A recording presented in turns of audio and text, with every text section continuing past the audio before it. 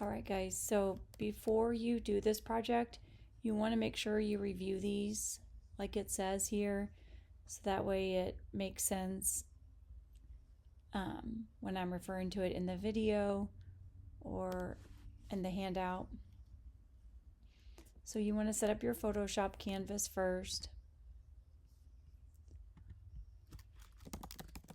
If you name it here, then it names your tab, and then when you go to save, it makes it a lot easier. Then change your unit of measurement to inches. It doesn't really matter what orientation you choose because it's a cube anyways. And then always change your resolution. There were some people that didn't, so when they were making things bigger or smaller, it was making it really blurry. All right, and we're going to choose the text tool. Remember, you always just want to make sure you're choosing this one.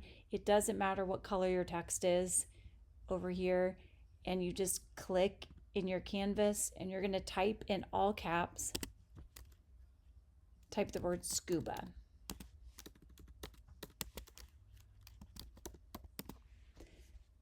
Okay, we want to adjust this because what we're going to essentially do is fill the text with an image. So we want to make this image, we want to make this text bigger and thicker so that way it has like something to fill. This would not be a good font. You wouldn't be able to see the image. So if this is gone, you can always go over here and double click your T. And then it highlights your scuba. Then the font that I like to use is Skia. And Skia itself is not that thick of a font if you just use the regular. But if you use the black version of it, like over here in the style, again, not all fonts have this option, then it makes it a thicker font. And I'm going to make it a lot bigger so that it stretches across my canvas here. So let's see here. See if I can go to think. Just like in Word, you can go up here where it says 72 and just type like 90. There.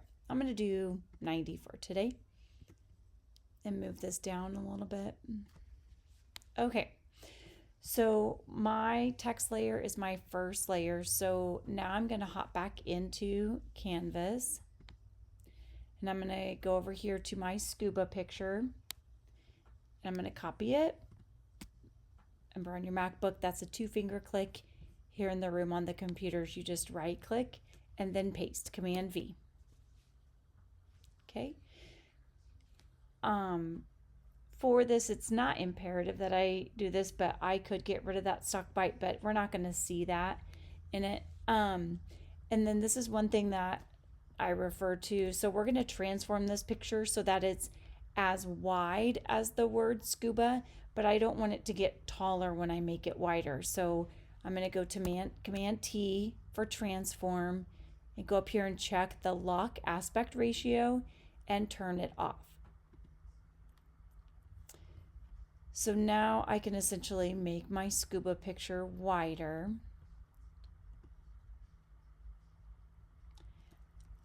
And for the clipping mask to work, what needs to happen is what you want to be filled. So like I want to fill my text. Your text needs to be the lower layer, and what you want to fill it with needs to be covering it here, because if it's not, then it won't fill all of it, and I'll show you what that looks like here in a minute.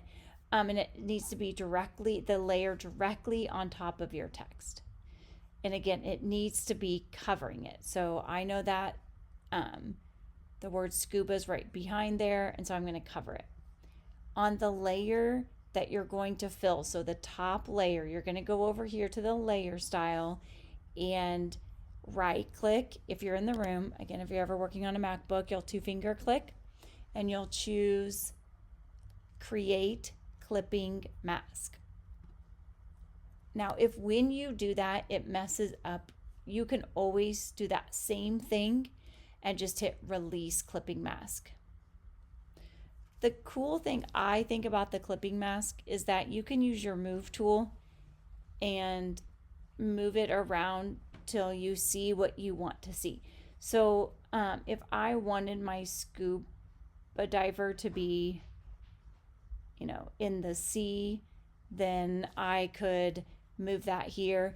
And this is what I was talking about. If your picture doesn't completely cover your text or whatever your shape, that whatever you're trying to fill, then it will just go back to normal there.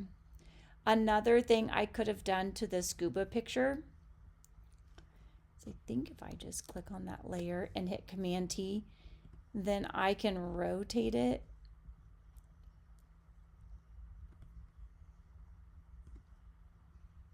so that you see my scuba diver like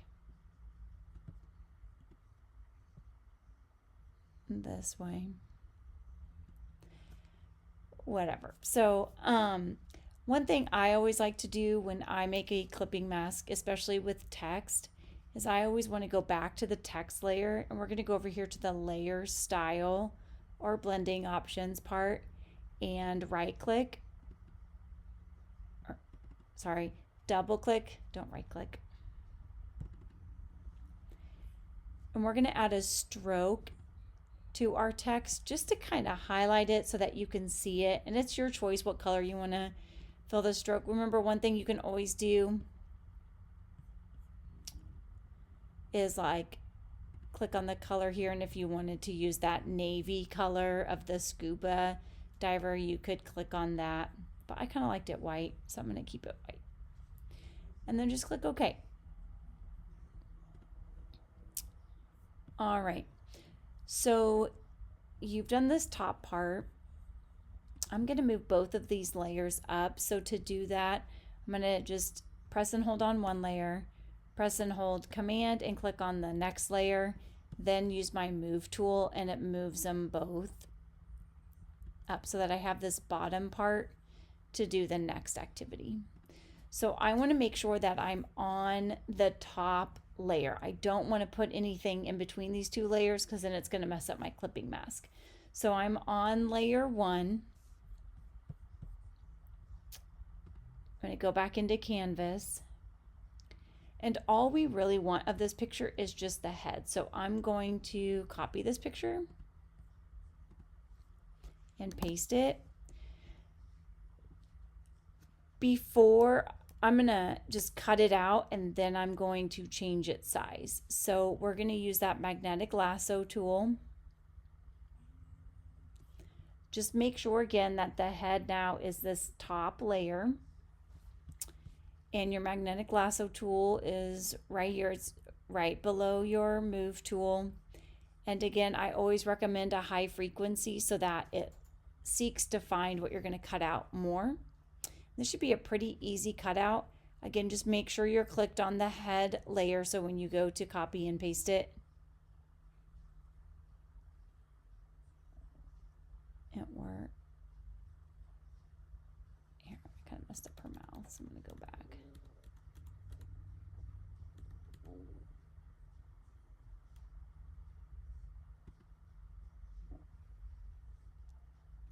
I might have to guide it a little bit more down below here, so I'm going to click. Oh, it's pretty good there.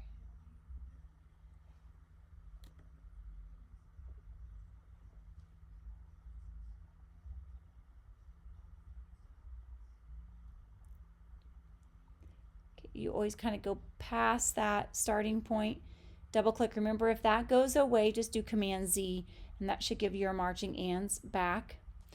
I like to copy and then paste the head. Click on your move tool, always do that. Then go back to the original picture and delete it so that we just see this head here. And then I'm going to zoom out and make my head just a little, oops, click on that. Make the cutout of this picture just a little bit bigger. Not just a little bit bigger, a lot bigger here. Great. Then I want to go back to the other image in Canvas.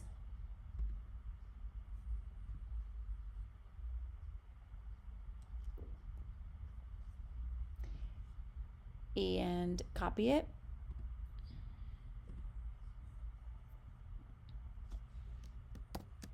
And paste it. Okay, it's a lot smaller than the person there, so I'm going to zoom in on it.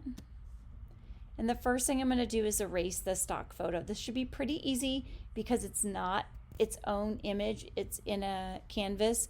So use your rectangular marquee tool to just go down here to this part of the picture, select the stock photo part, and hit delete, and then Command D to deselect that.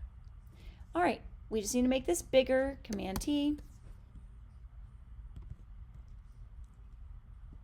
to where it just covers, or not just covers, to where it covers the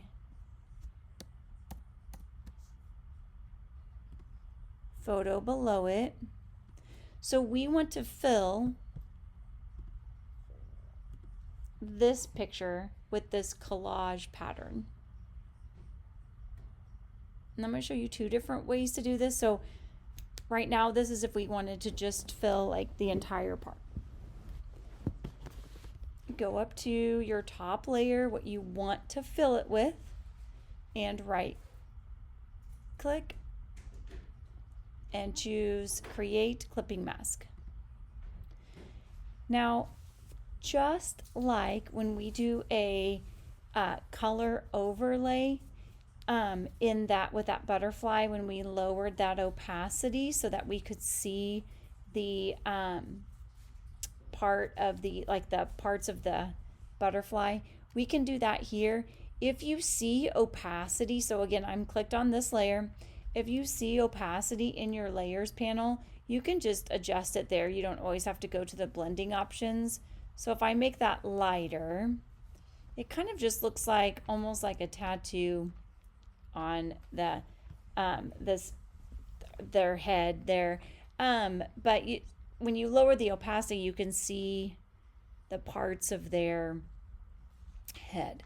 So the cool thing about what we were just seeing with the scuba is if I wanted to kind of only do the brain part of the head, I could do it this way. Kind of looks like she's wearing a bandana there, but so you can do it that way. Or another thing you could do is, I'm going to release the clipping mask here and turn off this layer real quick and click on the head layer. I'm going to use the magnetic lasso tool. So if you were in 7th grade computers, I showed you how to do this with the bowl of salsa. So we changed that bowl of guacamole to a salsa bowl using that salsa picture. But what you can do is set just a certain area. And some of you guys did this kind of on your puzzle piece, but you just warped your pictures. But you could have done this on your puzzle piece too, to fill those those corners of those pieces of your puzzle, like where it juts out.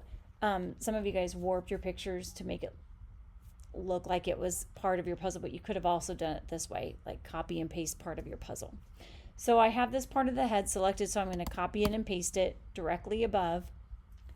Turn back on my pattern, and then I'm going to clip the pattern to just that cutout that I just made, and so it only does that portion of it.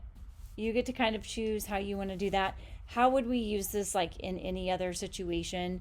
If I had a picture of coffee beans, if I was a coffee like house, I could say like got coffee on the brain, and use this with like coffee beans in their brain portion of their head. There's a lot of different ways that you could use this to like change or morph images.